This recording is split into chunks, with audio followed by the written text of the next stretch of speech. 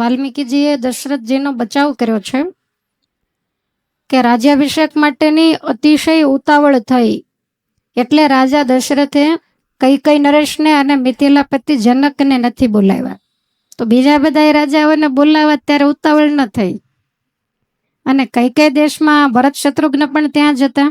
તો કૈકેયી રાજાને સમાચાર પણ નથી મોકલ્યા, મિથિલામાં જનકને પણ સમાચાર નથી મોકલ્યા. તો વાલ્મીકીજી કહે છે કે રાજાએ એવું વિચાર્યું કે એ તો બંને નજીકના સંબંધી છે, એટલે એ તો પછી સમાચાર સાંભળી અને રામને મળી જશે. પણ આ કથાનો મર્મ એવો છે કે રાજા જો કૈકેયી દેશની અંદર સમાચાર મોકલે તો કૈકેયી રાજા આવે અને એની સાથે ભરત અને શત્રુઘ્ન બંને આવે. અને મિથિલામાં સમાચાર મોકલે તો મહારાજા જનક આવે. હવે જનકની હાજરી હોય તો રામનો રાજ્યાભિષેક નિર્વિઘ્નપણે થાય, અને ભરતજીની હાજરી હોય તો ભરત રામને વનમાં જવા જ ન દે. રાજ્યાભિષેક નિર્વિઘ્ને પૂર્ણ થઈ જાય. એટલે દેવતાઓએ દશરથ રાજાને એવી બુદ્ધિ પ્રેરી કે આ બે એને યાદ જ નથી આવ્યા. બાકી તમામ રાજાઓ આવી ગયા. હવે એને એકને યાદ નથી આવ્યા એમ નહીં, નહીતર કઈ ન કે. પણ કોઈ પણ વાત કરી જ નથી. કૌશલ્યાએ નથી પૂછ્યું કે ભાઈ ભાઈઓ નથી તો એને બોલાવી લ્યો, અથવા તો સીતાજી મહારાણી બનવાના છે તો એના પિતાને કેટલો બધો હરખ હોય તો તમે મિથિલામાં સમાચાર મોકલો. પણ કોઈ વાત, કારણ કે બધો જ નિર્ણય તત્કાલ લેવાનો. સવારમાં રાજ કચેરી ભરી અને એની અંદર આ નક્કી કર્યું કે રામને રાજગાદીએ બેસાડવા. હવે લોકોએ આ પાડી એટલે તરત જ ઘોડાઓ મોકલીને કીધું કે રાજાઓ આજ ને આજ જ આવી જાય, કારણ કે આવતીકાલે જ રામને રાજ્યાભિષેક કરવો છે. આટલી બધી ઉતાવળ રાખી તોય બાજી બગડી ગઈ. હવે નથી તમે સગપણમાં ઉતાવળ રાખવા માંડ્યા, કારણ કે સગપણ કર્યા પછી 2 વર્ષ પડ્યું રહે તો વળી પાછી બાજી બગડી જાય. કારણ કે હવે કોન્ટેક્ટ થઈ ગયા ફોનના, અને હગાઈ કર્યા પછી જાજી તમારે જ ઘરે પડી હોય, અને લગ્ન કર્યા પછી ત્યાં રહે. કાયમ અવળી ગંગા જ ત્યાં હોય ત્યારે અહીંયા આવવાની ઉતાવળ થાય, અહીંયા આવ્યા પછી વારે વારે ત્યાં જવાનું મન થાય. એટલે દેવતાઓએ કંઈક એવી બુદ્ધિ પ્રેરી હશે, નહીતર દશરથ મહારાજા ક્યારેય ભૂલે નહીં. આ તો બહુ બુદ્ધિ કુશળ હતા. ત્યાર પછી તમામ રાજાઓની વચ્ચે મહારાજા દશરથે સભા ભરી અને કહ્યું, જાણે દેવતાઓની વચ્ચે દેવરાજ ઇન્દ્ર બેઠા હોય, વૃદ્ધ જેની ઉંમર છે, તમામ વાળ સફેદ થઈ ગયા છે, કારણ કે 60,000 વર્ષની ઉંમર આમાં બતાવી છે. સભાની અંદર દશરથ રાજાએ પ્રસ્તાવ મૂક્યો કે તમે જાણો છો કે મારા પૂર્વજો કેવી રીતે ધર્મપૂર્વક રાજ કરીને ગયા, પ્રજાપાલન કરીને પ્રજાને એમણે કેવી સુખી કરેલી. તો હવે હું એ પ્રમાણે પ્રજાને વિશેષ સુખી જોવા માંગુ છું. મારા પૂર્વજો જે માર્ગે ચાલ્યા એ જ માર્ગે ચાલીને મેં મારું આટલું આખું વિતાવ્યું છે. મારી ઉપર જે શ્વેત રાજ છત્ર એની છાયામાં મેં મારું શરીર વૃદ્ધ બનાવી દીધું છે. અનેક હજાર વર્ષ એવું લખ્યું છે, પ્રાપ્ય વર્ષે સહસ્ત્રાણી, અને કાઉન્સમાં લખ્યું છે 60,000 વર્ષ. તો આટલું આયુષ્ય પ્રાપ્ત કરી અને વૃદ્ધાવસ્થાથી આ જીર્ણ બનેલું જે મારું શરીર, એને હે રાજાઓ હવે હું વિશ્રામ આપવા માંગુ છું. સમજાય છે? હવે વિશ્રામ આપવો, થોડો ભજન કરાવવું, માળા કરવી. જ્યાં સુધી શરીર સારું, ઘણાને પૂછે તો કે હજી હાલે છે ત્યાં સુધી તો કરીએ, પણ હાલે છે ત્યાં સુધી ભજન કરો ને. બહુ સારા પગ હોય તો પ્રદક્ષિણા કરો. એટલે વાડી ખેતરોના દોડા, જોકે હવે તો ઠાકોરજીની દયાથી બધું ઓછું થઈ ગયું છે, પણ હવે તમે કડે ચડ્યા છો. 6 મહિના આયા હોય ને 6 મહિના છોકરા ભેગા, જ્યાં રહો ત્યાં પણ ભગવાનનું ભજન કરજો, કથા વાર્તા કરજો, ને મહેરબાની કરીને ક્યાંય બંધાશો નહીં. ઠાકોરજી અહીંયા તેડવા આવે, છોકરાને ઘરે તેડવા આવે, પણ સહેજ પણ પ્રકારનું બંધન રાખ્યા વિના પરમાત્માની સાથે આમ દોડીને જવાય ને, એવા તમે નિર્વાસનિક બનવાનો પ્રયાસ કરજો. અને ઠાકોરજીને આ તો હું કહું છું, કહેવાનું કે આજ આવ્યું, કાલ આવ્યું, 5 દી પછી આવ્યું, જ્યારે આવ્યું ત્યારે પોટલા બાંધીને તૈયાર જ બેઠી છે. પણ હું એવું કહું છું, તમારે જે કહેવું હોય એ, કારણ કે તમે તો કેટલાય મનસુબા લઈને બેઠા હો પણ બને ત્યાં સુધી નહીં રાખવાના.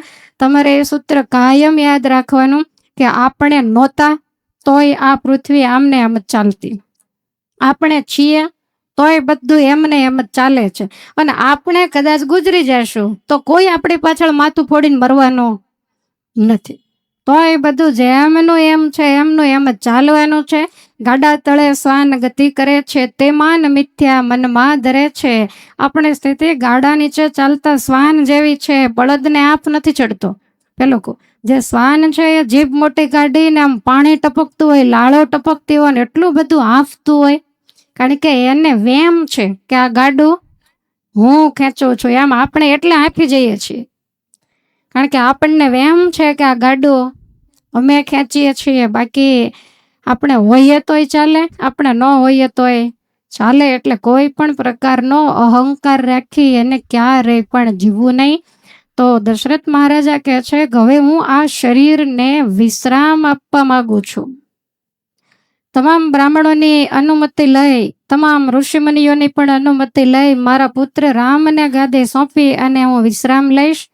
મારા કરતા તમામ ગુણે કરી અને મારા રાજકુમાર રામ ચડિયાતા છે, માટે મેં તો એવું વિચાર્યું છે કે આવતીકાલે પ્રાતઃકાળે પુષ્ય નક્ષત્રનો યોગ છે, તો ત્યારે જ હું રામને ગાદી સોંપી દઉં. હવે આ રીતે નક્કી કર્યું. રાજા દશરથની વાત સાંભળીને તમામ રાજાઓએ એમને અભિનંદન આપ્યા. નહીં તો રાજગાદી છોડવી કોઈને ગમતી નથી, પણ છતાંય અભિનંદન આપ્યા. તમામ પ્રજાએ તો તાળીઓના ગડગડાટ કરી અને રાજાને કાને હર્ષ ધ્વનિ સંભળાયો. ત્યારબાદ નિયમ પ્રમાણે બ્રાહ્મણો, સેનાપતિઓ, રાજ્યના મુખ્ય વ્યક્તિઓએ સાથે મળી અને ચર્ચા કરીને પછી એક નિર્ણય ઉપર આવ્યા. અને રાજા દશરથજીને એવું કહ્યું કે હજારો વર્ષની તમારી ઉંમર થઈ, તમે વૃદ્ધ થઈ ગયા, માટે અવશ્ય કાલને કાલ જ તમારો રાજમુકુટ એ યુવરાજ રામની ઉપર તમે મૂકી દો. અને અમે પણ એવું દ્રશ્ય જોવા માટે ઈચ્છીએ છીએ કે તમારા માથે જે છત્ર છે રઘુવંશનું, એ છત્ર રામની માથે ધારવામાં આવે અને એ રાજમુકુટ પણ રામના મસ્તકે શોભે. હવે આવું જ્યારે બધાએ કહ્યું, દશરથજીની વાતનો કોઈએ વિરોધ ન કર્યો, ત્યારે દશરથજીને આ વાત ગમી તો બહુ, પણ વાલ્મીકી લખે છે કે બધાના મનોભાવ જાણવાની ઈચ્છાથી અજાણ્યા બની અને દશરથજી કહે છે કે તમે મારી વાતને તરત સ્વીકારી લીધી, એનો મતલબ એવો કે હું રાજ્યનું પાલન બરોબર નથી કરતો. તમે એમ કહો છો કે રામને આપી દો, તો હું જો પૃથ્વીનું પાલન સારી રીતે કરતો હોઉં તો તમારે રામને આપવાની શું ઉતાવળ છે? આવી રીતે સામો પ્રશ્ન જ્યારે કર્યો ત્યારે બધા એક સાથે બોલ્યા કે રામ જેવો આ દુનિયામાં કોઈ ગુણવાન નથી. રઘુવંશની ગાદી ઉપર રામ જેવો રાજા કોઈ થયો પણ નથી અને ભવિષ્યમાં થનાર પણ નથી. એમ કહી જેટલા રાજાઓ હતા, અયોધ્યાની પ્રજા હતી, એમાંથી મોટા એ ઊભા થઈને ભગવાન રામના અદ્ભુત ગુણોનું વર્ણન કર્યું છે. દશરથ મહારાજા સાંભળી અને અતિશય પ્રસન્ન થયા છે. નગરજનો કહે છે કે હે રાજન, તમે તો આજે જ એવું વિચાર્યું કે રામને ગાદી આપીએ, પણ અયોધ્યાની અંદર જેટલી વૃદ્ધ યુવતી, બાળકીઓ, જેટલી સ્ત્રીઓ છે, એ સવારે અને સાંજે એકાગ્ર થઈ અને ભગવાનને પ્રાર્થના કરે છે કે વહેલા અયોધ્યાની ગાદી ઉપર બેઠેલા રાજા રામના અમે દર્શન કરીએ. તો એની પ્રાર્થના પણ હવે નક્કી પૂરી થવી જોઈએ, માટે જેટલું થાય એટલું આ કામ વહેલું કરો. રાજા બહુ રાજી થયા અને બધાએ સાંભળે એમ વામદેવ, વશિષ્ઠ વગેરે બ્રાહ્મણોને કહ્યું કે ચૈત્ર માસ છે, સુંદર પવિત્ર મહિનો કહેવાય. તમામ વન ઉપવનોની અંદર પુષ્પો ખીલેલા હોય, માટે આ સમયે રામનો રાજ્યાભિષેક કરવો એ બહુ ઉત્તમ ગણાશે. તો તમે બધી જ સામગ્રીઓ તૈયાર કરો. પછી વશિષ્ઠજીને કહ્યું કે હે ગુરુદેવ, ભગવાન રામના અભિષેક માટે જે કાંઈ કરવાનું હોય, કારણ કે મારો રાજ્યાભિષેક જ્યારે કર્યો હોય એને તો વર્ષોના વર્ષો વીતી ગયા, તો રાજ્યાભિષેક હંમેશા રાજગુરુ કરાવે, તો એની તમામ સેવકોને આપ આજ્ઞા કરી આપો. અને તરત જ ગુરુ આજ્ઞાથી અંતઃપુરના તથા આખા નગરના તમામ દરવાજા ઉપર ચંદન પુષ્પની માળાઓ લગાડવામાં આવી, ધૂપ દીપથી સુગંધિત કરવામાં આવ્યા. વશિષ્ઠજીએ કહ્યું કે આવતીકાલે 1 લાખ બ્રાહ્મણો જમાડવાના છે, માટે એને દાય દૂધ અને ઘી નાખેલા ભોજન પીરસવાના છે, અત્યારે જેવા નહીં. એટલે તમે રાતોરાત બધી જ રસોઈ તૈયાર કરો, પછી એને દક્ષિણાઓ આપવાની છે, દક્ષિણાઓની તૈયારી કરો, અને કાલે સવારે જ બ્રહ્મ ભોજન કરાવવામાં આવે. એ બ્રાહ્મણો સ્વસ્તિ વાચન કરી મંત્રોચ્ચાર સાથે રામનો રાજ્યાભિષેક કરશે. આવી રીતે બધાને આજ્ઞા આપી કરવાના તમામ કામો પોતે પણ પૂરા કર્યા. અને પછી રાજાને કહ્યું કે હવે રામને અહીંયા બોલાવો. એટલે દશરથજીએ સુમંતને મોકલ્યા. રામને રથમાં બેસાડી અને તેડી લાવ્યા. ભગવાન આવી હાથ જોડી પિતાની પાસે ગયા, ચરણોમાં પ્રણામ કર્યા, ગુરુને પણ વંદન કર્યા. અને રાજાએ ભગવાનને હૃદય સાથે લગાવી અને કહ્યું કે તમારા માટે એક સુંદર સિંહાસન તૈયાર કરવામાં આવ્યું છે, જે યુવરાજ બને એના માટેનો સિંહાસન છે. તો આ સિંહાસન ઉપર આપ બિરાજમાન થાવ. કારણ કે દશરથ રાજાને ખ્યાલ હતો, એટલે એ સિંહાસનને સરસ રીતે શણગારી અને તૈયાર કરેલું કે ભવિષ્યમાં આ સિંહાસન ઉપર મારો રામ જ બિરાજમાન થશે. અને વળી રઘુવંશની અંદર એવો નિયમ હતો કે ગમે એટલા રાજાને પુત્ર હોય, પણ મોટો પુત્ર એ રાજ્યનો અધિકારી ગણાય. કદાચ મોટા પુત્રમાં રાજ્યને લાયક ગુણ ન હોય તો પછી જે દીકરો ગુણિયલ હોય એને બેસાડવામાં આવે. એટલે તરત જ ભગવાન બિરાજમાન થયા, એને સામે જોઈ અને રાજા એવું બોલ્યા છે. મહામુનિ વાલ્મીકીજીએ લખ્યું છે કે જ્યેષ્ઠાયામસી મે પત્ન્યામ સદ્રશ્યામ સદ્રશ સુત ઉત્પન્ન સ્ત્વમ ગુણ જ્યેષ્ઠો ઉત્પન્ન સ્ત્વમ ગુણ જ્યેષ્ઠો મમ રામાત્મજ પ્રિય મમ રામાત્મજ પ્રિય મમ રામાત્મજ પ્રિય મમ રામાત્મજ પ્રિય ઉત્પન્ન સ્ત્વમ ગુણ જ્યેષ્ઠો મમ રામાત્મજ પ્રિય ઉત્પન્ન સ્ત્વમ ગુણ જ્યેષ્ઠો મમ રામાત્મજ પ્રિય મમ રામાત્મજ પ્રિય મમ રામાત્મજ પ્રિય જ્યેષ્ઠાયામસી મે પત્ન્યામ સદ્રશામ સદ્રશ સુત જ્યેષ્ઠાયામસી મે પત્ન્યામ સદ્રશ્યામ સદ્રશ સુત સદ્રશ્યામ સદ્રશ સુતો સદ્રશ્યામ સદ્રશ સુત ઉત્પન્ન સ્ત્વમ ગુણ જ્યેષ્ઠો મમ રામાત્મજ પ્રિય ઉત્પન્ન સ્ત્વમ ગુણ જ્યેષ્ઠો મમ રામાત્મજ પ્રિય મમ રામાત્મજ પ્રિય મમ રામાત્મજ પ્રિય. દશરથજીને ખબર છે કે જ્યારે હું રાજ્યાભિષેકની વાત કરીશ એટલે રામ એવું કહેશે કે અમે ચારેય ભાઈઓ એક સાથે જન્મ્યા, ચારેયના લગ્ન એક સાથે થયા, ચારેય એક સાથે ભણ્યા, ચારેયને જન્મ એક સાથે આપી, તો પછી મારા નાના ભાઈઓને મૂકી અને અયોધ્યાની ગાદી હું નહીં લઉં. એટલે સીધી જ એ પ્રસ્તાવના કરી કે તમે મારા મોટા રાણી કૌશલ્યાના ગર્ભથી ઉત્પન્ન થયા છો, એટલે તમે આ રાજ્યના પાટવી કુમાર છો, મોટા રાજકુમાર છો, અને વળી રાજાના તમામ ગુણોથી તમે યુક્ત છો. અને એટલા માટે મેં એવું નક્કી કર્યું છે કે આવતીકાલે પુષ્ય નક્ષત્રમાં તમને યુવરાજ પદ આપવામાં આવે. એટલે બધાને નમસ્કાર કરી અને પરમાત્મા તો સિંહાસન ઉપર બેઠા. રાજા કહે છે કે મેં તમને અહીંયા એટલા માટે બોલાવ્યા છે કે પછી મારે તમને ઉપદેશ દેવાનો સમય રહે કે ન રહે. માટે સ્વભાવથી તો તમે ગુણવાન છો, સર્વ સદગુણ સંપન્ન છો, છતાંય તમને થોડીક હિતની વાત બતાવું છું, કારણ કે તમે રાજગાદી ઉપર પહેલા વહેલા બેસો છો. વધારે તમે હજી વિનયનો આશરો લઈ અને સદાયને માટે હે રામ જીતેન્દ્રિય બનો, કામ ક્રોધાદિકથી ઉત્પન્ન થતા દુર્વ્યસનોથી હંમેશને માટે અમારી હાજરી હોય ન હોય છતાંય તમે દૂર રહેજો. વળી રાજા હોય તો એની પાસે અનેક પ્રકારના લોકો ફરિયાદ લઈને આવે. કોઈની ફરિયાદ સાચી હોય અને કોઈની કદાચ ખોટી પણ હોય, તો રાજાનો નિયમ છે કે ગુપ્તચરો દ્વારા સાચી વાતનો પત્તો મેળવી અને પછી એને ન્યાય આપવો. વળી દરબારમાં સામે આવીને કેનારી જનતાના મુખેથી એમની હકીકતોને ખાલી સાંભળીને ન્યાય આપવો એમ નહીં, એને પ્રત્યક્ષ જોયા પછી તપાસ કર્યા પછી યોગ્ય ન્યાય આપવો. રાજાનો એવો નિયમ હોય કે પોતાનો દીકરો હોય કે રાજ્યનો કોઈ સામાન્યમાં સામાન્ય માણસ હોય, બધાને એક સરખો ન્યાય કરવો. તો એણે પ્રજાનું પુત્રવત પાલન કર્યું ગણાય.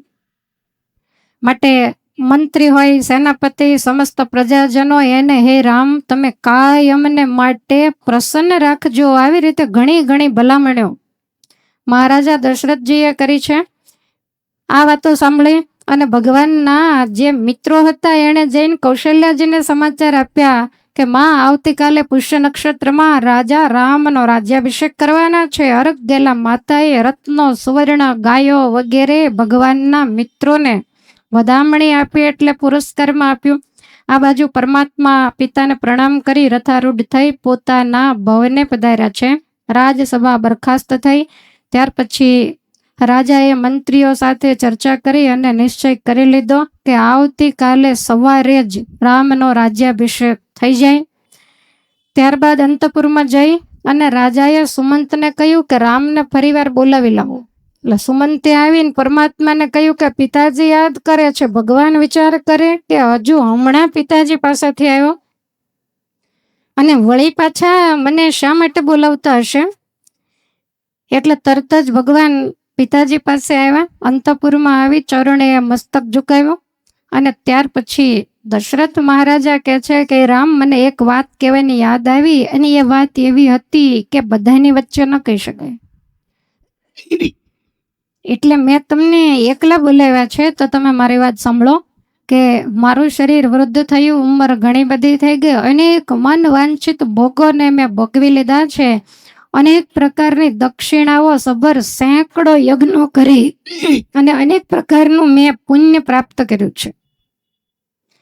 માટે હે રઘુનાથ હવે તમે યુવરાજ પદ ઉપર અભિષેક તમારો થઈ જાય ત્યાર પછી મને કાંઈ જોવાની ઈચ્છા નથી. માટે હું જે કહું એનું તમારે પાલન કરવું જોઈએ. અહીંયાથી જાણે કે વાલ્મીકી મુનિની કલમ દશરથજીને એક આર્ષ દ્રષ્ટા તરીકે કંઈક અલગ રીતે જ વર્ણવે છે. રાજા કહે છે કે હે પુત્ર, આજકાલ મને બહુ ખરાબ સપનાઓ આવે છે. દિવસે પણ જાણે ઉલ્કાપાતો થતા હોય, વજ્રપાત થતા હોય એવા અવાજ સંભળાય, દિવસે આકાશમાંથી તારાઓ ખરતા હોય એવું મને દેખાય છે. અને હે રાઘવેન્દ્ર, જ્યોતિષીને આ વાત મેં કરેલી તો એણે મને એવું કીધેલું કે હે રાજન, તમારા જન્મ નક્ષત્રને સૂર્ય, મંગળ અને રાહુ નામના ત્રણેય ગ્રહોએ ઘેરી લીધું છે. અને આવા અશુભ લક્ષણો જ્યારે પ્રગટ થાય ત્યારે રાજા એ બહુ મોટી મુશ્કેલીમાં પડી જાય. અને જ્યોતિષીએ તો એવું કીધેલું કે આ રીતે ત્રણેય ગ્રહ જ્યારે ઘેરી લે ત્યારે રાજાનું મૃત્યુ પણ એ સમયની અંદર થઈ શકે. અને એટલા માટે હે રઘુનંદન, જ્યાં સુધી મારું મન મોહિત નથી થયું ને ત્યાં સુધીમાં તમે રાજ સંભાળી જ લ્યો.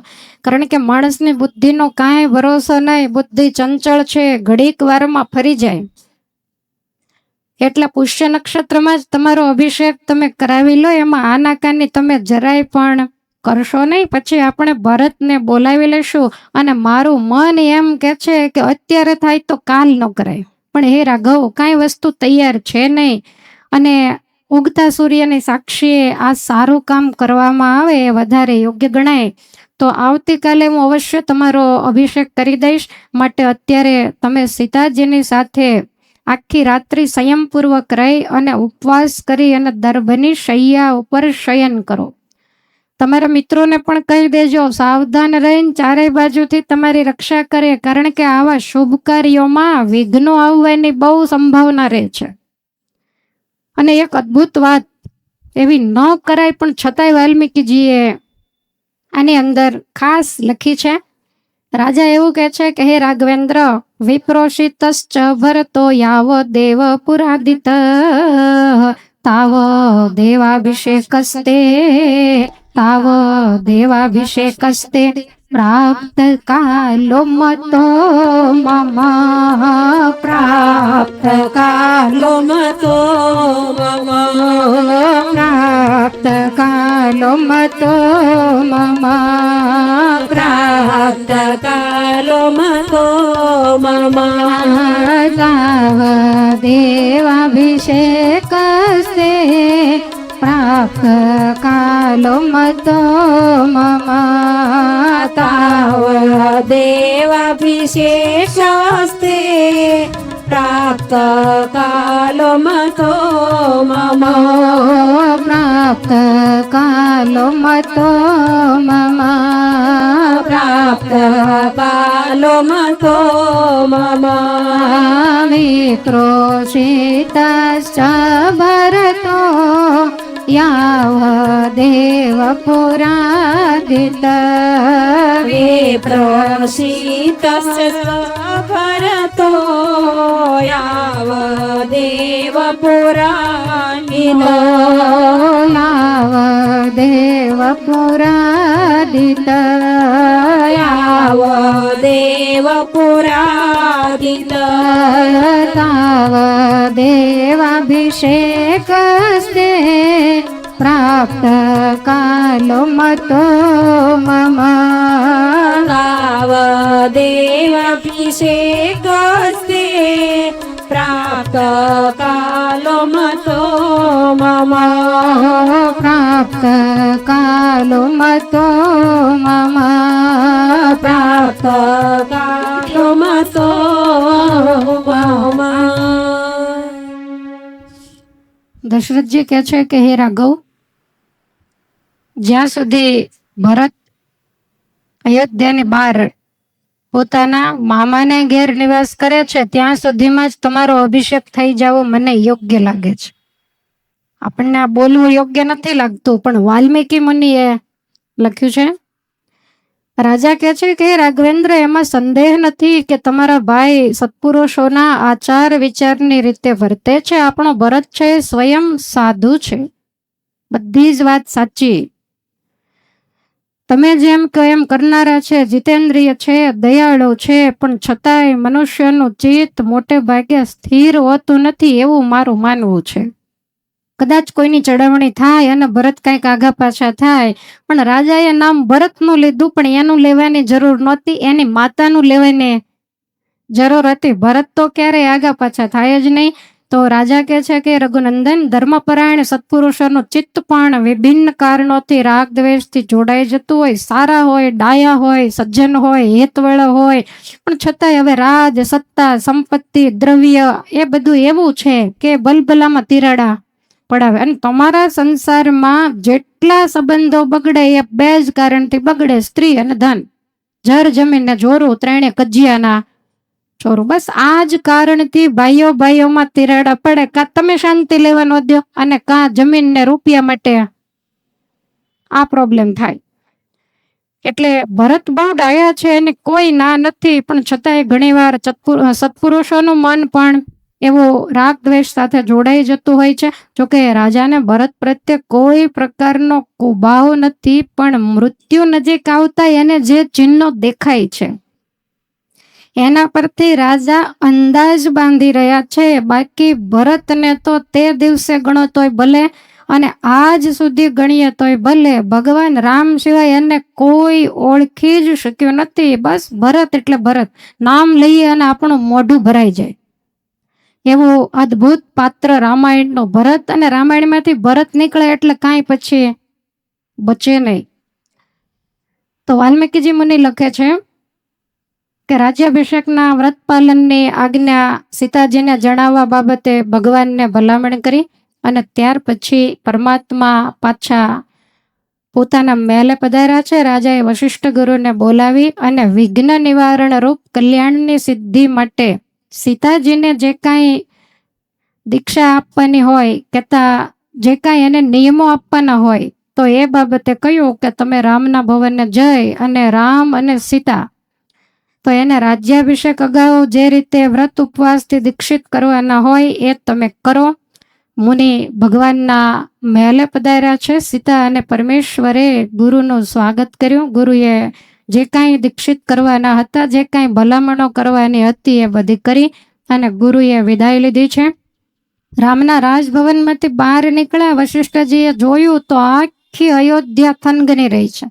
બધાને મનમાં એક જ ઈચ્છા છે કે આવતીકાલે સાંજે અત્યારે જો નજર કરશું તો અયોધ્યાના રાજ સિંહાસન ઉપર સીતાજી સહિત ભગવાન બિરાજતા હશે. તમામ ગલીઓમાં બહેનો બેસી બેસી રંગોળીઓ પૂરે છે, સાંજના દીવડાઓ પ્રગટાવી દીધા છે. આખી જ નગરી ઝળહળે છે. આખી રાત કોઈને ઊંઘ આવી નથી. અને આ બાજુ ભગવાને પણ સીતાજી સહિત નારાયણની ઉપાસના કરી વિધિપૂર્વક હવિષ્યની આહુતિ આપી અને મનોરથ સિદ્ધિનો સંકલ્પ કરી અને એ હવિષ્યાનનું ભોજન કર્યું અને દર્ભશૈયા ઉપર શયન કર્યું છે. એવું માનવામાં આવે છે કે અહીંયા ભગવાન નારાયણની મૂર્તિ હતી, જેને આપણે શ્રીરંગ ભગવાનની મૂર્તિ, બહુ મોટી પોઢેલી એ મૂર્તિ હતી. તમને શ્રીરંગ ભગવાનના દર્શન થતા હશે. આપણે પણ યાત્રાઓ દરમિયાન શ્રીરંગ ક્ષેત્રમાં જે મૂર્તિ છે તો એ પરમાત્માની પરંપરામાં રઘુકુળના રાજાઓ દેવ મંદિરમાં એ મૂર્તિ રાખી અને એની પવિત્રપણે સેવા પૂજા અને ઉપાસના કરતા. પછી જ્યારે પરમાત્મા રાવણનો નાશ કરી અને અયોધ્યા આવ્યા તો અયોધ્યામાં લંકાપતિ વિભીષણ પણ સાથે આવેલા. એટલે રજા જ્યારે બધાએ લીધી ત્યારે વિભીષણે ભગવાનના હાથ જોડ્યા કે હે પરમેશ્વર, આટલા સમયથી તો લંકામાં તમે હતા, લંકા છોડીને તમે આવ્યા તો અમે પણ તમારી ભેગા આવ્યા. હવે ક્યાં લંકા અને ક્યાં અયોધ્યા, કિષ્કિંધા વાળા તો ક્યારેક આવતા જતા રહેશે, પણ હવે મારું શું થશે? અને એ ભગવાન, તમારા દર્શન કર્યા વગર મારા દિવસો કેમ જશે? તમે જાણો છો ને લંકામાં ક્યાંય દેવસ્થાન નથી, કારણ કે એ તો અસુરોની નગરી. માટે કાંઈક દયા કરીને મને આધાર આપો. અને વિભીષણ તો મહાબળવાન હતા, વળી ચિરંજીવીપણાનો વર પામેલા. એટલે પરમાત્માએ રાજી થઈને એ કુળ પરંપરામાં પૂજાતી મૂર્તિ વિભીષણને ભગવાનની અદ્ભુત દાતારી છે. એ ભક્તની ભાવનાને વશ થાય ત્યારે જોતા નથી હું શું આપું છું. અને એ મૂર્તિ આપી દીધી. એટલી બધી મોટી એ મૂર્તિ છે, સુતેલી મૂર્તિ. અને એને વિભીષણજી હાથમાં લઈ, વિભીષણ તો આકાશમાં ગતિ કરનારા, તો એ જઈ રહ્યા છે. એ વખતે ભગવાન નારાયણને એમ થયું કે રાક્ષસોની નગરી છે અને ત્યાં વિભીષણ સિવાય કોઈ ભક્ત નથી, મારી સેવા પૂજા. વિભીષણ તો રાજા છે અને ક્યાંય નહીં ને લંકામાં જઈને બેસવું. સીતાજી આટલું બેઠા તો હેરાન થઈ ગયા. અને એ વખતે એવું કહેવાય છે કે દક્ષિણ બાજુ જવાનું હોય, અયોધ્યાથી લંકા જવું હોય તો આ શ્રીરંગ ક્ષેત્ર જે કહેવાય છે, ત્રિચિનાપલ્લી, તો ત્યાં આવ્યા એટલે ભગવાન નારાયણે આમ દ્રષ્ટિ કરી તો સરસ મજાના કાવેરી ગંગા ઘૂઘવાટા કરતા જઈ રહ્યા છે. પવિત્ર કાવેરીનો એક કિનારો, એટલે ભગવાને વજન વધાર્યો. વિભીષણજી તો મૂંઝાઈ ગયા. એકદમ આકાશમાંથી નીચે ઉતર્યા અને કાવેરીને કાંઠે એ મૂર્તિને હાથમાં ઉપાડી ન શક્યા એટલે નીચે મૂકી. અને મૂક્યા પછી ઠાકોરજી ત્યાંથી હલ્યા નથી. ઘણી પ્રાર્થના કરી, વિનંતી કરી. ત્યારે ભગવાન નારાયણે કહ્યું કે હે વિભીષણ, લંકામાં આવવા અમે માગતા નથી, તમારા હૃદયમાં અમે કાયમને માટે નિવાસ કરીને રહેશું. જ્યારે તમને ઈચ્છા થાય ત્યારે તમે અમારે દર્શન કરી શકશો. પણ અમારું આ સ્વરૂપ છે રઘુવંશી રાજાઓનું પૂજેલું, એ તો આ જ સ્થાન ઉપર રહેશે. વિભીષણજી કે તો તમને પાછા મૂકી જાઓ. ભગવાન કે હવે અહીંથી ઊભા થવાના નથી, માટે તમે હવે રજા લ્યો. અને પછી ત્યાં બહુ મોટું મંદિર, જેની અંદર ચાલતા ચાલતા આપણે થાકી જઈએ. જે મંદિરના ગર્ભગૃહમાં આ ભગવાન નારાયણને સ્નાન કરાવવા માટે જે મંદિરનો ગજરાજ હોય, હાથી હોય, એ હાથી ઉપર પૂજારી બેસે, મોટો સોના ચાંદીનો ઘડો લઈ. પછી કાવેરી નદીએ વહેલા 4 વાગ્યા જાય, પૂજારી સ્નાન કરે, હાથીને સ્નાન કરાવે, એ જ માટેથી ઘડાને માંજે. અને પછી એ ગાળી જળ ભરી અને એ જળ માન સન્માન સાથે હાથીની અંબાડી ઉપર લાવવામાં આવે અને એ હાથી સીધો શ્રીરંગ ભગવાનના ગર્ભગૃહમાં જતો રહે. મંદિર કેવડું હશે? આજે આપણી બુદ્ધિ કામ ન કરે કે આ મંદિર એ વખતે કઈ ક્રેન બીજી ત્રીજી કોઈ વ્યવસ્થાઓ નહોતી અને કેવા મોટા મોટા પથ્થરો એને કેમ ચડાવ્યા છે. આપણે તો દર્શન પડ્યા મૂકીને પથ્થર જ જોયા કરીએ. કાનો બનાવનારો કોણ હશે? કેટલા વર્ષ આ મંદિરનો કામ ચાલ્યું. માણસોની તો તાકાત ને એવા ભવ્ય મંદિરો, કેટલા કેટલાય માળના એના દરવાજાઓ હોય. દક્ષિણના મંદિરોની અદ્ભુત ગરિમા છે અને બધે ભગવાન વિષ્ણુ નારાયણનો સ્વરૂપ બિરાજતું હોય. તો શ્રીરંગ ભગવાન ત્યાં ને ત્યાં જ રહ્યા અને એનું નામ ત્રિચિનાપલ્લી હતું. પણ શ્રીરંગ ભગવાનના બેસણા થયા, સરસ મજાનું મંદિર થયું. વૈષ્ણવ પરંપરા પ્રમાણે દેવની નિત્ય સેવા વગેરે થાય એને કારણે એનું નામ શ્રીરંગ ક્ષેત્ર પડ્યું, જે ક્ષેત્રમાં ભગવાન શ્રીરંગજી સ્થિર થઈને રહ્યા. તો આવી રીતે એ જે મૂર્તિ હતી, આ વાત જે મેં તમને કરી એ વાત વિસ્તૃત પદ્મ પુરાણની અંદર બતાવી છે, વાલ્મીકીજીએ નથી લખી. તો આ બાજુ એક પર રાત્રિ બાકી રહી ભગવાને ઉઠી અને પોતાનો નિત્યવિધિ કર્યો છે. જપ કરી ભગવાન મધુસૂદનની પરમેશ્વર સ્તુતિ કરે છે. બ્રાહ્મણોની પાસે સ્વસ્તિ વાચન કરાવ્યું. સવાર થતા નગરજનો આખા નગરને શણગારવા માંડ્યા. દેવસ્થાનો, ચોતરા, ગલીઓ, રાજમાર્ગો, સભાભવનો, વેપારીની પેઢીઓ ઉપર પણ ધજા પતાકા લહેરાવવામાં આવ્યા. બધા સુંદર ભેટ લઈ, પુષ્પોના થાળ લઈ અને ભગવાનને વધાવવાની તૈયારી કરે છે.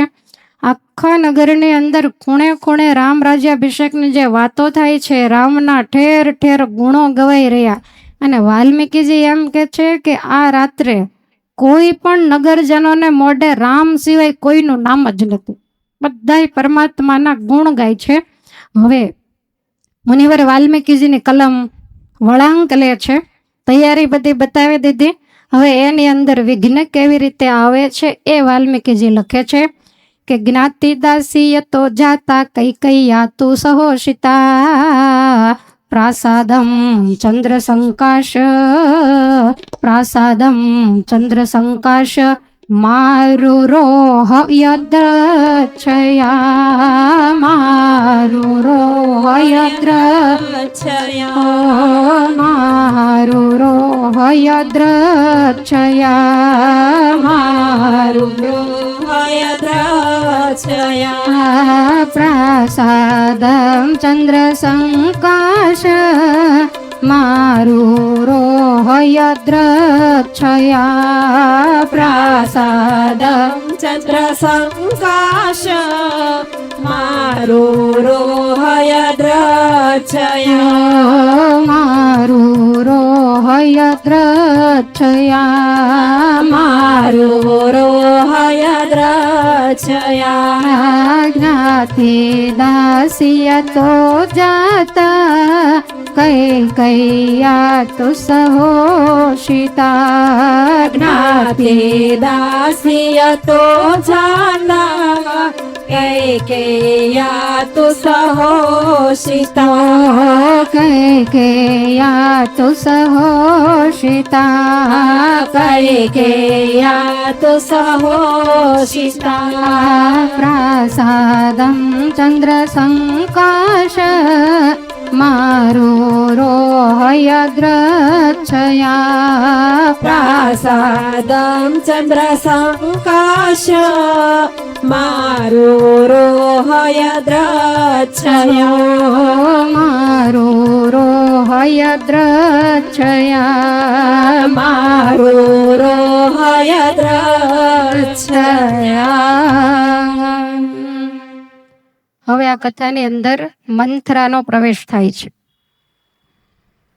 સમસ્ત અયોધ્યાના સુખમાં દેવ ઈચ્છાથી દિવાસળીને ચાંપનારું આ પાત્ર છે. બધાએ જતા રહ્યા પણ આ પાત્ર હજી અજર અમર છે. આ સમાજની અંદર ઠેક ઠેકાણે આવી મંથરાઓ કુટુંબના સ્નેહ સંબંધોને ધમરોળી રહી છે. અત્યાર સુધી અયોધ્યામાં સુખનો સાગર રેલાયેલો હતો, પણ વાલ્મીકીની કલમે મંત્રાનું નામ લખાયું એટલે સમજો કે હવે અયોધ્યાની પથારી ફરી ગઈ. તો વાલ્મીકીજી એ કથા બતાવે છે કે રાણી કૈકેયી પાસે એક દાસી હતી. એ એના પિયરથી આવેલી અને કાયમ કૈકેયીની સાથે રહેતી. એનો જન્મ ક્યાં થયો, એનો દેશ કયો, એના માતા પિતા કોણ, એને કોઈને ખબર નથી. તો અભિષેકના આગલા દિવસે, રાજ્યાભિષેકના આગલા દિવસે બપોર પછીના સમયે, સંધ્યા સમય જેવું હશે, તો એ વખતે કૈકેયીનો બહુ મોટો રાજભવન એની અટારી ઉપર ચડી અને ચારે બાજુ જોઈ રહી છે. પછી વાલ્મીકીજીએ લખ્યું કે એનું નામ હતું મંત્રા. અત્યાર સુધી તો નામે નથી લખ્યું. હવે એણે અટારી ઉપરથી જોયું કે અયોધ્યાના માર્ગો ઉપર સુગંધી જળના છંટકાવ કરવામાં આવ્યા છે. ચારે બાજુ ખીલેલા પુષ્પોને વેરવામાં આવ્યા છે. લોકો ફૂલ મોતીની છાબો શણગારે છે. બ્રાહ્મણોના મુખે વેદ ધ્વનિ સંભળાય છે અને તમામ પશુ પંખીઓ પણ હર્ષિત થઈ અને પોતપોતાની ભાષામાં પ્રસન્નતાના શબ્દો બોલી રહ્યા છે. ધજા પતાકાથી ઇન્દ્રપુરી જેવી આજ અયોધ્યા લાગે છે. મંત્રાને તો બહુ નવાઈ લાગી કે આ શું હશે અયોધ્યામાં. હવે એણે બાજુમાં જ મહારાણી કૈકેયીજીનો મહેલ, આ કૌશલ્યાજીનો મહેલ છે ને, એના ઉપર કૌશલ્યાના દાસી ઊભા છે. એટલે એની સામે જોઈ અને મંત્રાએ નક્કી કર્યું કે આટલી બધી પ્રફુલ્લિત કેમ છે, આટલી બધી આનંદમાં. એટલે એણે એ દાસીને પૂછ્યું કે આજે કૌશલ્યાજીના ઘરમાં કંઈ છે, રાજમહેલમાં કાંઈ નવા સમાચાર છે કેમ? તો કે કૌશલ્યાજી ક્યારનાય બધાને દાન દક્ષિણાઓ વગેરે આપી રહ્યા છે, તું આ નવા નવા શણગાર પહેરીને આવી, તને કોણે આપ્યા? કે કૌશલ્યાજીએ. તો ત્યાં શું છે અને બધા આટલા બધા રાજી કેમ છો? હવે આ દાસીને તો કઈ હરખ સમાતો ન હોય. કૌશલ્યાજીની દાસી રામ રાજ્યાભિષેકના સમાચાર સાંભળ્યા. કૌશલ્યાજીએ મન માન્યા હીરા મોતીના હાર આપ્યા. એટલે એણે આનંદ સાથે કહ્યું કે મંત્રી, તને ખબર નથી, રઘુનાથજીને કાલ ઇક્ષ્વાકુ કુળની રાજલક્ષ્મી પ્રાપ્ત થવાની છે. સવારે પુષ્ય નક્ષત્રના યોગમાં રાજા દશરથ એમનો યુવરાજ પદ પર અભિષેક કરવાના છે. અને આટલું જે સાંભળ્યું ત્યાં તો મનની અંદર બળવા માંડી અને તરત જ અગાશીમાંથી કાળું મોઢું કરી નીચે ઉતરી ગઈ. બસ આનું નામ મંત્ર. બીજાનું સુખ જોઈને બળી જાય. દાખલા તરીકે જવાસો જેમ જળ મળે વળે સમોળો જાય સુકાય. નહીતર ઝાડ પાનને હંમેશા કેવું હોય કે પાણીના અભાવે સુકાય, પણ પાણી મળે તો એ તરત જ નવ પલ્લવિત બને. ચોમાસું આવે ત્યારે એવું લાગે કે જાણે ધરતીએ લીલી ચાદર ઓઢી હોય ને શું. તો એ વખતે જવાસો એવો છે કે બધાય વૃક્ષો લીલા થઈને કિલકિલાટ કરે ને ત્યારે જવાસો એ બધાને જોઈને બળી જાય. ભાલમાં પાણી ભર્યા હોય તોય બળી જાય. અને બીજા વૃક્ષોને સુકાતા જોવે તો એટલો બધો પ્રફુલ્લિત હોય. ઉનાળામાં ખાસ કરીને તમે જોજો બાલની ધરતી ઉપર આ વધારે જોવા મળે. અને સમાજમાં તો ત્રણેય ઋતુમાં આના દર્શન કાયમ થાય. જવાસો હોય જ કે કોકનું સારું જોવે અને બળતરા થાય. તો મંથરાને આ રામ રાજ્યાભિષેકની વાત સાંભળી એટલે એને કૈકેયીનું અનિષ્ટ થતું હોય એવું દેખાણું. એટલે ક્રોધથી બળવા માંડી અને રાજભવનમાં કૈકેયી તો ડોલિયા ઉપર સૂતા છે શાંતિથી. એની પાસે જઈ અને વાલ્મીકીજીએ તો એવું લખ્યું કે આને વિવેક નથી રહ્યો, એટલો ક્રોધ અને ઈર્ષા અંદર બળવા માંડી. કૈકેયીને કહે છે કે ઉત્તિષ્ઠ મૂઢ કિમ શેષે ભયમ ત્વામ અભિવર્તતે. મૂર્ખ કેમ સૂતા છો? હવે મહારાણીને મૂર્ખ ક્યારેય કહેવાય નહીં. એને કહે છે કે તમારા ઉપર બહુ મોટો ભય આવી રહ્યો છે, વિપત્તિના વાદળા ઘેરાણા છે, છતાંય આવી રીતે શાંતિથી સુવાનું કેમ ગમે છે? મંથરા વાલ્મીકીજી કે એટલી બધી બળવા માંડી કે એને સ્વામી સેવકનો વિવેકય ન રહ્યો કે હું તો દાસી છું એટલે મારે તુકારો ન કરાય. તોય રાણીને પણ તુકારા કરવા લાગી અને દશરથ રાજા ઉપર પણ દોષારોપણ કરવા લાગી. કૈકેયી તો એમને એમ સૂતા જ છે અને મંત્રા બાજુમાં ઊભી બોલે છે કે રાજા તમારી સામે એવો દેખાવડો કરે કે જાણે તમારા એનું સર્વસ્વ તમે જુઓ. તમામ રાણીઓ કરતાંય તમારા ઉપર વધારે એને લગાવ હોય એવું તમને ખાલી બતાવે જ છે. કઈ કઈ વિચારે કે આવું કેમ બોલતી હશે, કઈ કઈ બોલવા જ દીધી. એક પણ શબ્દ કઈ કઈ બોલ્યા નથી.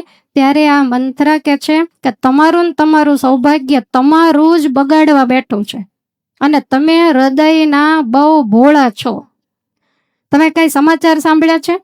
કઈ એક પણ શબ્દ હજી બોલ્યા નથી. મહામુનિ વાલ્મીકીજી કહે છે કે રાજા તમને દેખાવમાં બોલવામાં મીઠા લાગે, પણ એની જેવો મન મેલો કોઈ નથી. કઈકેજી એકદમ બેઠા થઈ ગયા કે તું મારી દાસી થઈ અને મારા સૌભાગ્ય સુધી પહોંચી ગઈ. રાજાને કાંઈ કહેવાનો અધિકાર તારો નથી, એ તો મારો વિષય છે. આટલું બધું તને બળતરા થાય, તને ક્રોધ થાય, એનું કારણ શું? કાંઈ આપણા રાજ્યમાં કોઈનું અમંગળ તો નથી થયું ને? મંથરા, તું આટલી બધી દુઃખી કેમ છો? મંથરા રાણીએ શાંતિથી કહ્યું, આ વાતમાં બહુ પટુતાવાળી અને કુશળ હતી, એટલે વધારે પડતી ક્રોધિત થઈ ગઈ. અને કઈના મનમાં રામ પ્રત્યે ભેદભાવ ઉત્પન્ન થાય એવી વાતો માંડી કરવા અહીંયાથી વાલ્મીકીજીએ મંથરાનું એક અતિ અનિષ્ટ જૂઠા પાત્ર તરીકેનું શબ્દચિત્ર દોર્યું છે. મંથરા એવું કહે છે કે દેવી, તમારા સૌભાગ્યનો મોટો વિનાશ કરવાનું કાર્ય આરંભ થઈ ચૂક્યું છે. કાલે મહારાજા દશરથ રામનો યુવરાજ પદે અભિષેક કરવાના છે, અને આ સમાચાર મળતા હું દુઃખ અને શોકથી વ્યાકુળ થઈ ગઈ છું. ચિંતાના અગ્નિથી મારું હૃદય બળી રહ્યું છે, અને તમારા હિતની વાત કહેવા માટે અહીં આવી છું. કારણ કે તમારા પિતાએ જ્યારે તમને વળાવ્યા ને ત્યારે મને તમારી સાથે કઈ દેશમાંથી મોકલી છે. તમારા રોટલા ખાઉં છું, એટલે તમારું હિત થાય એવું મારે જરૂર તમને કહેવું જ જોઈએ. માટે હે મહારાણી, રાજા ગમે એવી મીઠી મીઠી વાતો કરતા હોય, પણ હૃદયના તો બહુ ક્રૂર છે, અને તમને એ અંધારામાં રાખે છે. તમને સાંત્વના આપવા માટે જ અહીંયા આવે છે, બાકી એને કૌશલ્ય ઉપર જ વધારે લગાવ છે. હવે રાજાની ઉંમર 60,000 વર્ષની થઈ, અને છતાંય પાછી મંથરા આવું સમજાવે છે. અને રાજાનું હૃદય એટલું બધું દૂષિત છે કે રામ રાજ્યાભિષેક કરવાનો હોય તો એણે ભરતને ન તેડાવવા જોઈએ. આને એકને યાદ આવ્યા, કારણ કે કજિયો કરાવો હતો ને. ભરતને તમારા પિયરમાં મોકલી દીધા, અને કાલ સવારે અયોધ્યાના નિષ્કંટક રાજ ઉપર એ રામનો અભિષેક કરશે. આવી મંથરાની જ્યાં વાત સાંભળી અને કઈકઈને તો કોઈ અસર ન થઈ. કઈ એકદમ પથારીમાં ઊભા થઈ ગયા, આમ હરખથી હૃદય ભરાઈ ગયો, અને મનમાં એટલો બધો સંતોષ થયો. કઈ મલકાતા કહે છે કે હે મંથરા, તેમને રામ રાજ્યાભિષેકના સમાચાર આપ્યા. હું કેટલાય સમયથી રાહ જોઉં છું કે ક્યારે મારો રામ રાજા બને, માટે તું જે માગે એ હું તને આપું. તે આવા મને સારા સમાચાર આપ્યા માટે વધામણી આપું, એમ કહી અને મણીઓની માળા પહેરી તે મંથરાને પહેરાવી દીધી. મંથરાને તો જાણે કે વીછીનો ડંખ લાગ્યો હોય, માળા કાઢીને ફેંકી દીધી.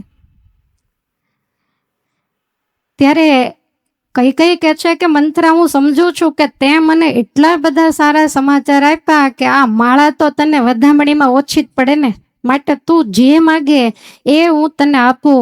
અને વાલ્મીકી મુનિ લખે છે કે એ વખતે કઈ બહુ સુંદર બોલ્યા છે કે રામેવા ભરતેવા હમ વિશેષમ નોપલક્ષયે તસ્માત પુષ્ટાસ્મિ યદ્રાજા, તસ્માત પુષ્ટાસ્મિ યદ્રાજા રામમ રાજ્યાભિષેક્ષતે, રામમ રાજ્યાભિષેક્ષતે, રામમ રાજ્યાભિષેક્ષતે, રામમ રાજ્યાભિષેક્ષતે, તસ્માત પુષ્ટાસ્મિ યદ્રાજા રામમ રાજ્યાભિષેક્ષતે, તસ્માત પુષ્ટાસ્મિ યદ્રાજા रामं राज्यभिषेक्षते रामं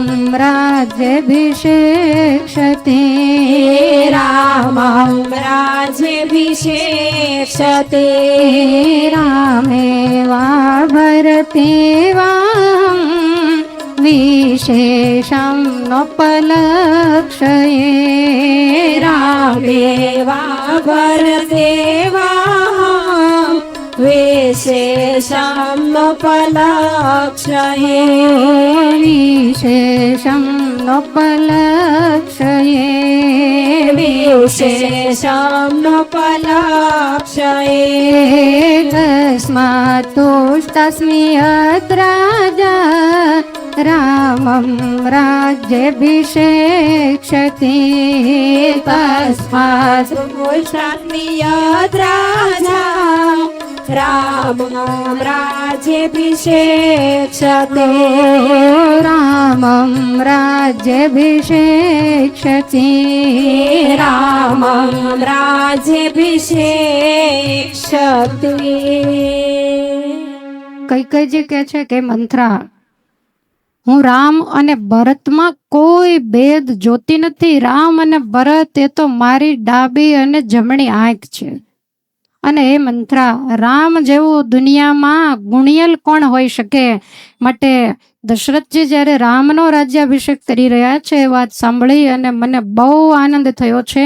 મારા જીવનમાં રામ રાજ્યાભિષેકના સમાચાર મળે એનાથી મોટો આનંદ કોઈ હોય જ નહીં. માટે તું જે માગે એ હું તને આપું. હવે આના પરથી એવું લાગે કે કઈને રામ ઉપર કેવો લગાવ હશે. અને આ સાંભળતા જ મંથરા કઈની પણ નિંદા મંડી કરવા કે રામ રાજા બને કે ભરત રાજા બને, હું કાંઈ દાસીમાંથી રાણી બનવાની નથી. મારે કોઈને સાથે કાંઈ લેવા દેવા નથી. પણ આ તો હું તમારી દાસી છું, તમારી સાથે રહું છું. એટલે સહેજે તમારું જ્યારે બગડવા બેઠું હોય ત્યારે એને સુધારવાની જવાબદારી મારી છે. એટલે હું તમને હિતના 2 શબ્દો કહેવા આવી છું. અને આવું મોટું જ્યારે સંકટ આવતું હોય ને ત્યારે દેવી તમને દુઃખ થવું જોઈએ, એને બદલે તમે આટલા બધા રાજી કેમ થાવ છો? અને તમને ખબર નથી કે ભરત છે કાંઈ ગુણમાં ઓછા નથી. રામ ગુણિયલ છે તો ભરત પણ ગુણિયલ છે. અને આ રાજ્ય ભરત અને રામ બેયને માટે એક જ સરખી ભોગ્ય વસ્તુ છે. એક મોટા દીકરા છે, એક નાના છે. પણ તમને ખબર નથી, રામને ભરતની બીક છે કે જો ભરત હશે તો રાજ્યની અંદર ભાગ માગશે. એટલે આ વિચારથી જ હું આટલી બધી દુઃખી છું. અને તમને ખબર છે, રાજ મળ્યા પછી રામ ભરતને દેશવટો આપવાના છે. આ બધું જાતે મન ગળંત માંડી કહેવા. વાસ્તવમાં તો એ દેવી સૌભાગ્યશાળી કૌશલ્ય જ છે જેમના પુત્ર કાલ પુષ્ય નક્ષત્રના યોગમાં બ્રાહ્મણો દ્વારા યુવરાજ પદને પ્રાપ્ત કરશે. અને કૌશલ્યા ભૂમંડળનું નિષ્કંટક રાજ્ય પ્રાપ્ત કરીને રાજી થશે. કારણ કે આજે એ રાજાના વિશ્વાસપાત્ર છે. અને પછી તમારે એની દાસી બનવું પડશે.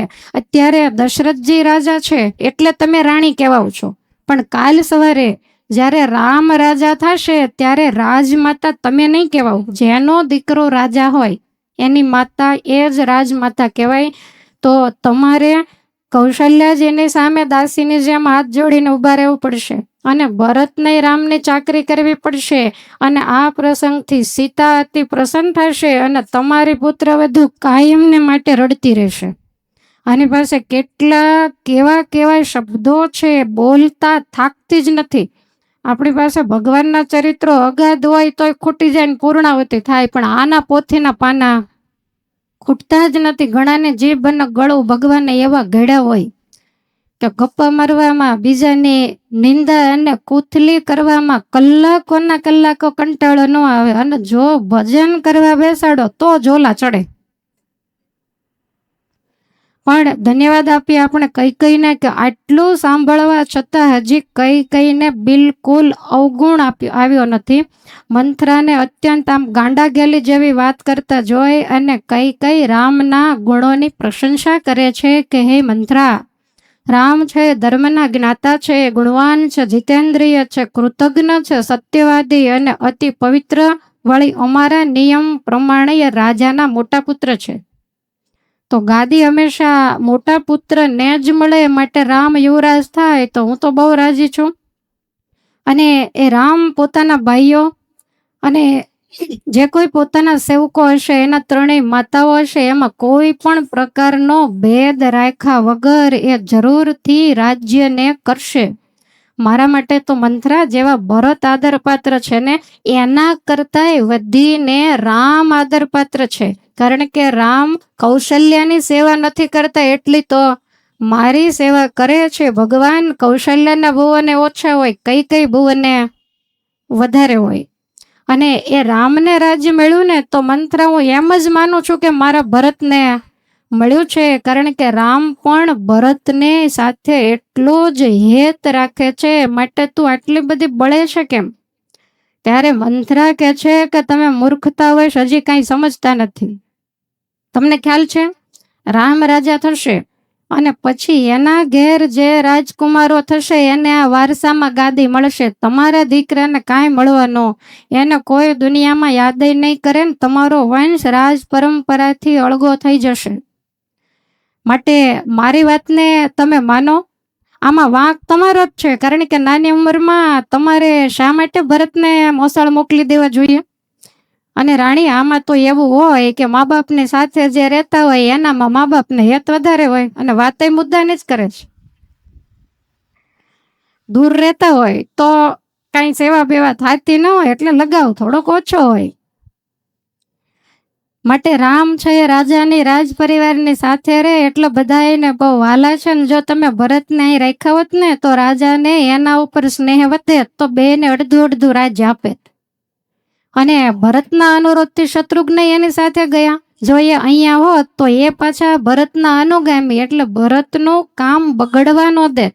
જેમ લક્ષ્મણ છે એ રામના અનુગામી છે, તો બે ભાઈ ક્યારે જુદા પડે છે અને રાજ પરિવાર મૂકીને ક્યાંય જતા નથી.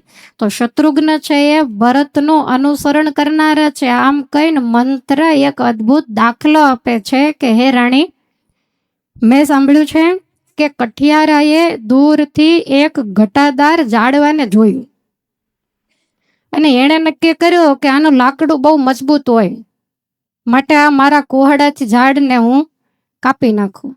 અને જ્યાં નજીક ગયા ત્યાં તો એ ઝાડનું જે થડ હતું એની આજુબાજુમાં બહુ મોટા મોટા કાંટાવાળી ઝાડી હતી. એટલે કઠિયારો ત્યાં જઈ શક્યો નહીં, એને કાપી ન શક્યો.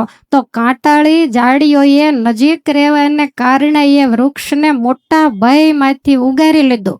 તો સુમિત્રા કુમાર લક્ષ્મણ છે ને, એ રામની ફરતા ફરતા જ ફર્યા કરે છે. અને રામ લક્ષ્મણનું તો ક્યારેય અનિષ્ટ નહીં કરે, કારણ કે એના અનુગામી છે. પણ મને વિશ્વાસ નથી એ ભરતનું અનિષ્ટ કર્યા વગર રહેશે જ નહીં. જો કદાચ અહીંયા શત્રુઘ્ન હોત તો પેલી કાંટાળી જે ઝાડી છે એ ઝાડવાનું રક્ષણ કરે, એમ આ રામ રાજ્યાભિષેકમાં શત્રુઘ્ન કાંઈક ભરત માટે બોલે. પણ બેમાંથી એકેય નથી અને તે બેયને મોકલી દીધા. માટે આવી રીતે તમારી માથે જે ભય છે એની મને ચિંતા છે. ખાલી રામ રાજ્યાભિષેક સાંભળીને રાજી થવાની જરૂર નથી, તમારા ભવિષ્યનું તમે વિચારો. આમ કહીને હજુ તો કઈએ કાંઈ પણ કીધું નથી, તોય પૂછ્યા વગરના નિર્ણય આપવા માંડી. મંથરા કહે છે કે હે રાણી, ભગવાન રઘુનાથજીને રાજા કરવાના છે, તો હું તમને કહું એટલું તમે કરો તો ભરત રાજા થાય. શું એમ પણ કઈ નથી પૂછ્યું તોય નિર્ણય આપી દીધો કે રાજાના ભવનમાંથી રામ સીધા વનમાં જાય અને ભરતનો રાજ્યાભિષેક થાય. તમારા પુત્રનો તમે વિચાર કરો. તમારામાં દાસી થવાની હેસિયત છે. ત્રણેય રાણીઓમાં અભિમાની હોય તો એ કઈ હતા. તમારો પુત્ર નોકર બને એ તમને ગમશે? કૌશલ્યા મહારાણી છે તો શું તમે દાસી છો? તમે અગાઉ રાજાનો અતિ આદર પ્રાપ્ત કરી. વાલ્મીકીજીએ ગુપ્ત વાત લખી છે. તમે જ્યારે પરણીને આવ્યા ત્યારે તમે રાજાને અતિશય વાલા હતા ને તમે અભિમાની હતા, એટલે તમારા કહેવાથી રાજાએ ક્યારેક કૌશલ્યાનો અનાદર કરેલો તમારી ચડામણીથી. અને એને કારણે હવે એનો પુત્ર રાજા થશે તો શું કૌશલ્યા વેર નહીં લે? કેવું કઈને યાદ નથી એવું શોધીને લાવી છે. તો યાદ રાખો કે જ્યારે રામ આ પૃથ્વીનો અધિકાર પ્રાપ્ત કરશે ત્યારે તમારો દીકરો નષ્ટપ્રાય થઈ જશે. માટે એવો કંઈક ઉપાય વિચારો કે રામને વનવાસ મળે અને તમારા દીકરાને રાજ મળે. હવે કાંઈક પરમાત્માની ઈચ્છા ગણો અને કાંઈક વારંવાર આ મંત્રના શબ્દોનો કઈ ઉપર મારો થયો અને એને સાંભળતા કઈને કુસંગનો પાશ લાગ્યો છે. વિચારે છે કઈ કે બિચારી મંથરાને તો રામ રાજા થાય કે ભરત રાજા થાય એમાં કોઈ સ્વાર્થ નહીં, પણ મારું એને ખાઈને મારો હિત ઈચ્છે. મેં એને એટલું સમજાવી છતાંય એનો નિર્ણય મુકતી નથી. તો આનું કારણ એ જ દેખાય કે વિધાતા મને દુઃખી કરવા માંગતા નહીં હોય, માટે મારે વહેલી તકે સાવધાન થઈ જવું જોઈએ. આવી રીતે વિચારો ફરતા કઈ ક્રોધિત બન્યા. આંખો લાલગમ થઈ ગઈ, નિસાસો નાખીને કે અચ્છા મંત્રા, ખરેખર મને તારી વાત સત્ય લાગે છે, માટે તાત્કાલિક મારે કાંઈક નિર્ણય લેવો પડશે. તો તું જ મને બતાવ્યું કે હું શું કરું. હવે નિર્ણય પાછી આની પાસે માગે છું. કોઈ સજ્જનને પૂછે તો યોગ્ય નિર્ણય મળે, પણ કઈ જઈએ તો મંથરાને ગુરુ બનાવી. કઈના પૂછવાથી મંત્રા કહે છે કે તમારા પુત્રને ગાદી મળે એનો ઉપાય બહુ સહેલો છે. તમે બહુ ભોળા છો, અગત્યની વાતોને સહેજમાં તમે ભૂલી જાઓ છો. સાંભળો, તમે મને વારે જે વાત કીધેલી એ જ વાત આજ હું તમને યાદી આપું છું એમ કહી અને મંત્રા કઈને કહે છે કે પુરા દેવાસુરે યુદ્ધે સહ રાજર્ષિ ભીપતિ અગચ્છ ત્વામુપાદાય દેવરાજસ્ય સાયક્રો દેવરાજસ્ય સાયક્રો દેવરાજસ્ય સાયક્રો દેવરાજસ્ય સાયક્રો ગચ્છત્વમુપાદાય દેવરાજસ્ય સાયક્રો ગચ્છત્વમુપાદાય દેવરાજસ્ય સાયક્રો દેવરાજસ્ય સાયક્રો દેવરાજસ્ય સાયક્રો પુરા દેવાસુરાયુધે સહ રાજર્ષિ ભીપતિ પુરા દેવાસુરે યુધે સહ ભીપતિ સહ રાજર્ષિ ભીપતિ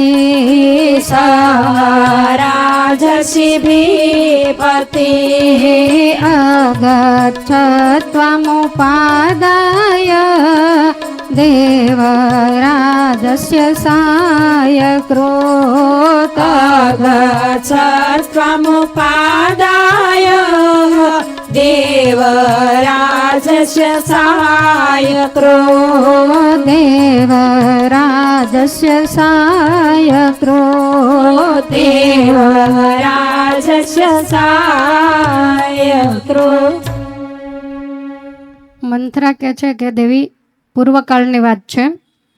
દક્ષિણ દિશામાં દંડકારણ્યમાં વૈજયંત નામે પ્રખ્યાત એક નગર છે અને એની અંદર શબર નામનો બહુ પ્રતાપી અસુર રહેતો. અને એ અસુર પોતાની ધજામાં તીમી કહેતા વેલ માછલી, તો એનું ચિહ્ન રાખતો અને એક પ્રકારની માયાઓને જાણતો. અને દેવતાઓ એને પણ જીતી લીધેલા, દેવો એને હરાવી શકવા સક્ષમ નહોતા. એકવાર તમામ દેવતાઓના કહેવાથી ઇન્દ્રએ આ અસુરની સાથે યુદ્ધ કર્યું અને એ વખતે ઇન્દ્રએ દશરથ મહારાજાની મદદ માંગી. સ્વર્ગમાં યુદ્ધ કરવા નહોતા ગયા, આ ધરતી ઉપર જ યુદ્ધ થયું હતું. દશરથ મહારાજાને કહ્યું કે અમને તમે સહાય કરવા માટે આવો. એટલે રાજા રથ લઈ અસ્ત્ર શસ્ત્ર લઈ અને તૈયાર થયા. અને તમે પણ બહુ શૂરવીર હતા એટલે તમને પણ રાજાએ રથમાં યુદ્ધમાં સાથે લીધા. બહુધા રાણીઓ યુદ્ધમાં ન હોય, પણ કઈ બહુ શૂરવીર હતા. અને આ મહાન યુદ્ધની અંદર ક્ષત વિક્ષત થયેલા સૈનિકો જ્યારે રાત્રે થાકીને સૂઈ જાય એ સમયે રાક્ષસો એનું બળ તો રાત્રે વધે, એટલે એ સૂતેલા સૈનિકોને પથારીમાંથી ખેંચી ખેંચીને મારી નાખે. હવે એ દરમિયાન દશરથ મહારાજાએ આ અસુરની સાથે બહુ ભયંકર યુદ્ધ કર્યું અને યુદ્ધમાં અસુરોએ દશરથ રાજાને ઘાયલ કર્યા. અસ્ત્ર શસ્ત્રથી રાજાનું શરીર જર્જરિત કર્યું અને રાજા નિશ્ચેતન જેવા થઈ ગયા. અને એ સમયે તમે સારથીનું કામ કર્યું અને રથ રાજાનું શરીર તમે લઈ અને એને રથમાં સુવડાવ્યા, પછી પોતે ઘોડાની લગામ હાથમાં ઝાલી અને તમે રાજાને રણભૂમિમાંથી દૂર લઈ ગયા, નહીતર તો મારી નાખે જ રાક્ષસો. અને પછી ફરીવાર પણ જ્યારે અસુરોના શસ્ત્રોથી રાજા ગવાયા ત્યારે પણ તમે એને દૂર લઈ જઈ એની રક્ષા કરેલી. યુદ્ધ પૂર્ણ થયું ત્યારે રાજા તમારા ઉપર રાજી થયા અને એવું કીધું કે દેવી, મારી જિંદગી તમે બચાવી છે, રણ મેદાનમાંથી મને એક બાજુ લઈ ગયા, માટે તમારે જે ઈચ્છા હોય એ મારી પાસેથી માગો. અને એ વખતે તમે એવું કીધેલું કે રાજન, અત્યારે તો મારે કાંઈ જરૂર નથી, પણ જ્યારે સમય આવશે ને જ્યારે મને ઈચ્છા થશે ત્યારે હું એ 2 વર માગી લઈશ. અત્યારે એ બંને વરદાન હું તમારી પાસે થાપણ તરીકે રાખું છું. તો હે કઈ આ વાત તમે જ મને કીધેલી અને તમે જ પાછા આજે ભૂલી ગયા છો. તમારા પ્રત્યે સ્નેહ છે ને એને કારણે હું આ વાતને કાયમ યાદ રાખું છું કે અમારા રાણીને રાજા પાસેથી 2 વરદાન લેવાના પણ ક્યારેય માગવાનો મોકો નહોતો આવતો, પણ આજ મોકો આવ્યો છે, માટે વરદાનોના પ્રભાવથી તમે રામ રાજ્યાભિષેકને ફેરવી નાખો. તમે એ બંને વરદાન માગો. એક વરદાન દ્વારા ભરતનો રાજ્યાભિષેક અને બીજા દ્વારા રામનો 14 વર્ષનો વનવાસ માગી લ્યો. અને દેવી, તમને કદાચ ખબર નહીં હોય પણ એવું હોય કે આખી અયોધ્યાને રામ ઉપર અત્યારે હેત વધારે છે, પણ એ અયોધ્યાથી રામ દૂર જતા રહે, પછી ભરત આવીને રાજ કરે તો માણસોનું કામ કેવું, જેની પાસે રહે એમાં હેત થાય, પછી ઓલાને ભૂલી જાય. જોવો જ છો ને તમે, જે રહેતા હોય એની સાથે લગાવ થાય. આજ અમે અહીંયા છીએ, અમે કાલ જઈએ ને બીજા કોઈક અહીંયા આવે તો તમને લાગે દુઃખ થાય. 6 મહિના થાય, 12 મહિના થાય, વધારે લગાવ હોય તો 5 વર્ષ થાય, પછી ધીમે ધીમે કરતા બધું સેટિંગ થઈ જાય. પરિવારની અંદર એકનો એક પુત્ર જતો રહે છે તોય બધું સેટિંગ થઈ જાય છે.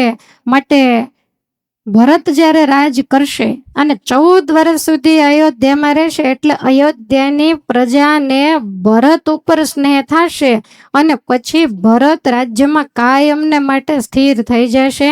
માટે હવે વાતો કરવાનો સમય નથી. તમે ઉતાવળ રાખો, મેલા વસ્ત્રો પહેરી કોપ ભુવનના દરવાજા ખોલો અને કાંઈ પણ પાથર્યા વગર ભૂમિ ઉપર સૂઈ જાઓ. જો બધી જ લાઈન દોરી આ આપે છે. રાજા આવે તો એની સામે આંખ ઊંચી કરીને જોશો પણ નહીં, એમની સાથે વાત પણ નહીં કરશો અને રડતા રડતા ધરતી ઉપર આળોટવા માંડજો. હવે કઈ જેવા રાણીને આ શોભે, પણ હલકા માણાની સલાહ લે એમાં બિલકુલ શંકા નથી કે તમે રાજાને કાયમને માટે અતિશય વહાલા છો ને તમારા માટે રાજા અગ્નિમાં પણ પ્રવેશ કરી શકે. અહીંયા એનું ચોખ્ખું જૂઠાણું દેખાય છે. અગાઉ શું કીધું કે રાજાને તમારા ઉપર વધારે હેત છે ને, એ તો તમને વહેમ છે, એને તો કૌશલ્યા ઉપર વધારે હેત છે. અત્યારે પાછો પવન ફેરવો એટલે ઘોડી તરત ફેરવી નાખી કે તમારા માટે રાજા તમે જે કહેશો એ કરવા માટે તૈયાર છે. માટે રાજાને ભૂલ ભૂલામણીમાં નાખવા માટે તમે મણી, મોતી, સોનું, જાત જાતના રત્નો એવું બધું તમને આપવાનો પ્રયાસ કરશે, પણ છતાંય તમે એની વાતમાં બિલકુલ આવશો નહીં. અને દશરથ જ્યારે તમને એવું કે તમે જે માગો એ આપો, ત્યારે સીધું માગી લેતા નહીં. તમે બોળા છો, પહેલા એને રામના સોગંદ ખવડાવજો, શપથની અંદર બાંધી લેજો અને વરદાન માગતી વખતે તમે એટલું કહેજો કે રામને 14 વર્ષ માટે વનમાં મોકલો અને ભરતને અયોધ્યાનો રાજા બનાવો. હવે આવી વાતો કહી અને કઈની બુદ્ધિમાં મંથરાએ અનર્થ અને અર્થ રૂપે કહેતા ખોટી વાતને સાચી બનાવીને ફિટ કરી દીધી. અને નિષ્કુળાનંદ સ્વામી કહ્યા, કદાચ સર્પ કરડે તોય માણસ બચી જાય, વીછી કરડે તોય બચી જાય, પણ આવો કુસંગ કરડે તો એના જન્મના જન્મ બગડી જાય. એટલે મંથરાની વાતમાં કઈ કઈને વિશ્વાસ બેસી ગયો અને આમ તો હતા તો બહુ સમજદાર પણ છતાંય પાશ એવો છે. એટલે વિચાર કર્યો કે હું તો રાણી છું તોય મને આવું ન સૂઝ્યું અને આ તો દાસી છે તોય કેવી બુદ્ધિશાળી છે. એટલે હસતા હસતા કઈ કે છે કે મંથરા તું ન હોત ને તો નક્કી મારી અધોગતિ થાત. હું રાજાને સમજી ન શકે આવી રીતે ખૂબ વખાણવા માંડી. આ કથાનો સાર એવો છે કે જેને પોતાના પુત્ર કરતાંય રામ વધારે વાલા હતા છતાંય કાનમાં દુષ્ટ વ્યક્તિના શબ્દો વારે વારે પડ્યા. એકવાર ઠુકરાવ્યા, બીજી વાર ઠુકરાવ્યા, ત્રીજી વાર, પણ વારંવાર જ્યારે આની આ વસ્તુ કહેવામાં આવી તરત જ બુદ્ધિ ફરી ગઈ. જેવો સંગ એવો રંગ. મહારાજ કે દેશ કળદી કાંઠ છે પણ એમાં સંગ અતિશય બળવાન છે. તમને એવું જ લાગે કે અમારા દીકરા દીકરીઓ બધા બહુ સંસ્કારી અને ગુણવાન છે, ચોક્કસ છે, પણ ક્યાં સુધી કે એને જેવા તેવાનો સંગ થયો નથી. ત્યાં સુધી કુસંગનો પાસ જ્યાં સુધી નથી લાગ્યો ત્યાં સુધી જ સંસ્કારો એમાં રહે. તમારા પુત્રવધુ જ્યારે પરણીને આવે ત્યારે બહુ સારા જ હોય, બધાની સાથે સારું વર્તન કરતા હોય, પણ પછી કંઈ તમે બહુ ધ્યાન દીધું ન હોય અને એને આવી કોઈક મંત્રનો યોગ જો થઈ જાય તો આખા ઘરની પથારી એ ફેરવી નાખે. તમારા ઘરમાં ભલે ફેરવે પણ મહેરબાની કરીને તમે કોઈના ઘરને નહીં ફેરવશો. કદાચ કોઈ પુત્રવધુ નાના હોય અને તમને વડીલ જાણીને તમારી આગળ એના સાસુના કે કોઈના બે શબ્દ ઘસાતા બોલે તો તમારે એને ક્યારેય પણ પ્રોત્સાહન નથી આપવાની. એના ઘરની અંદર સેટ થાય તમારે તરત કહેવું, જો અમે આવ્યા ત્યારે અમારે આમ હતું, એના કરતાં તારે બહુ સારું છે, કાલ સવારે બધું સરખું થઈ જશે. તારા સાસુનો સ્વભાવ કદાચ થોડોક કચકચણો હશે પણ એ દિલના બહુ દિલાવર છે, માટે એના હંમેશા સારા શબ્દો બોલવા તો કોઈકના ઘરની અંદર પડતી તિરાડો છે એ અટકી જાય. પણ આ તો આમ જગ્યા મળવી જોઈએ. તમારું કામ શું ખબર છે? તિરાડ હોય ને ત્યાં છીંડું પાડવું અને છીંડું હોય ને ત્યાં ગાડા માર્ગ કરવો. બસ આ જ કામ કરવાનું. માટે ક્યારેય આવું નહીં કરવું. મંથરા જેવા વિચારો ક્યારેય પણ ન રાખવા.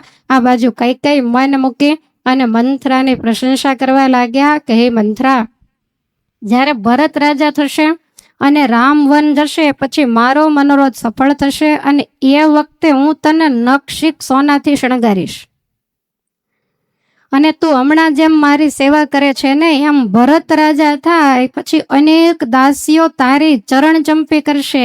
આવી રીતે કઈ જ્યારે પ્રશંસાના સરોવરમાં ડૂબ્યા એટલે વળી મંથરા બોલી કે મહારાણી, આ વાતો કરવાથી કામ નહીં થાય, આ કઈ સહેલું નથી, માટે ખોટો સમય શા માટે બગાડો છો? હમણાં સાંજ પડશે, જલ્દી તમે કોપ ભુવનની અંદર જાઓ અને હે મહારાણી, ગતોદકે સે તું બંધો ન કલ્યાણી વિધીયતે ઉત્તિષ્ઠ કુરુ કલ્યાણમ ઉત્તિષ્ઠ કુરુ કલ્યાણમ રાજાન મનો દર્શય રાજાન મનો દર્શય રાજાન મનો દર્શય રાજાન મનો દર્શય ઉત્તિષ્ઠ કુરુ કલ્યાણમ રાજાન મનો દર્શય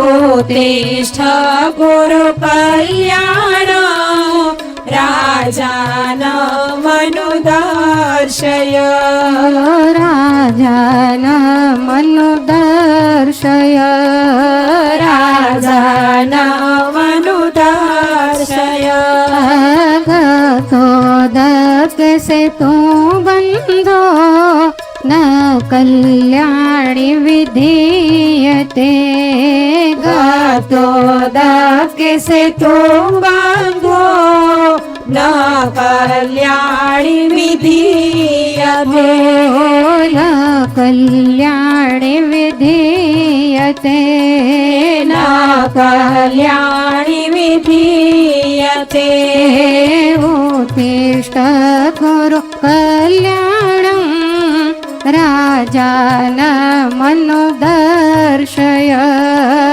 ઉત્તિષ્ઠ કુરુ કલ્યાણમ રાજાન